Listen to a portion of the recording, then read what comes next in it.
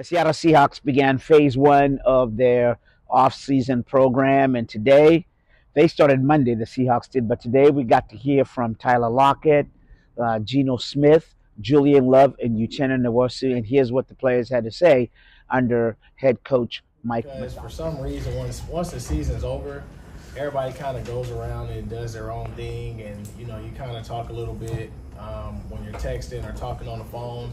But then it's like when you see them, it's almost like coming back to school for the first day again. And you remember, like, this the person that I grind with, when you're talking about blood, sweat, and tears, and just trying to be able to put in the work to achieve this goal that everybody sets themselves out to be able to do. So it's kind of cool. And, you get to, like, see, hey, man, like, what's been up with you? Like, what's been going on? And a lot of people have, different endeavors and stuff that they've been getting themselves into. And so it's kind of pretty good to hear about it. I think the biggest thing that Mike was just talking to us about was visualizing, like being able to understand the type of dominant team that he wants us to be. Obviously, we got new coaches, and just being able to give grace to the coaches as everybody kind of learns, like, this new position that everybody's in, and just being able to understand that we want to go out here, we want to be physical. Like I said, dominance is very, very important, and not really letting stuff slip under the rug. Man, y'all took me back. Good question. That day, is a day I'll probably remember forever, just because of how things happened for me here. Obviously, Coach Carroll, big influence on my career, helped me out a bunch when I came to this organization, and really, helped me, thrust me into this spotlight that I'm in now. And so, for me, it was kind of just a terrible moment, to see someone that I love so much, having to part ways with him. But, that's the way of the NFL. That's the way things go. And very excited, for what we have here now, and just the direction we're headed. Hard hitting. He wants us to come out there and be confident, be dominant, know our assignments, go out there and play, like there's 13 people on the field, and we want to get our crowd involved, to get the fans involved, get the community involved, and really allow this thing to just grow and just take shape, as the season comes along. A lot of Husky film, and yeah, those boys were lighting it up. But Coach Grubb, man, he knows his stuff, he knows his system, knows how he wants it done.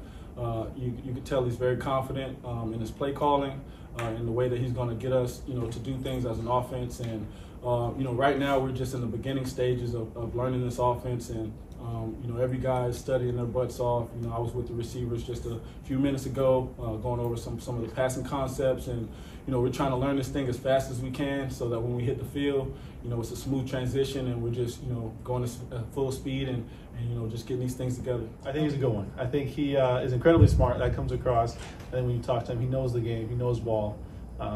And I think he's just an innovator. I think he is conscious of growth, in his scheme. It's developing each year.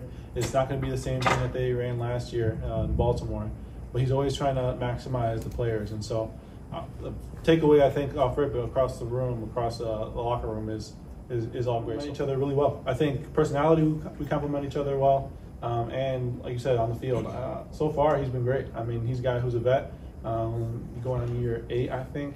He's been playing good ball, and I feel like kind of like me, you can be productive as you can, and you just kind of still fly under the radar. I feel like he was a guy who was just really doing his thing with the Chargers and then with Jacksonville, and just who was kind of flying under the radar, but I have been watching his tape for years, and I've appreciated his game. And so it's cool to be in the room with him. And he's a guy I think we're going to really mesh and really kind of cultivate our style on this defense, especially in the secondary. I never missed really any time at all. I probably missed 3 games in 6 years, before last year. So, it was tough not getting to play. It sucked, but, it made me sit back and just realize how thankful I am, to become this far without having, any serious injuries other than that. So just being able to give my body a rest, I guess, mentally, take some time away from the game and really appreciate it more. It's been great. It's still, early on, so I'm still learning more about his defensive philosophy. But I don't know, just the amount of, complexity, I guess, in a way, but in a good way. Different ways to get after people.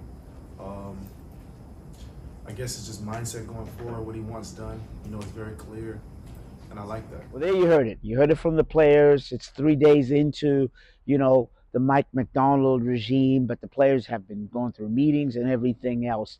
Dominance, consistency, letting players be who they are, and finding ways to maximize their talents is really what, to a man, they said is what Mike Macdonald is going to do to this team. And also the players talked about the energy and the vibe that is now here. From the VMAC in Renton, I'm Alvida Maria for the CascadiaSports.net report.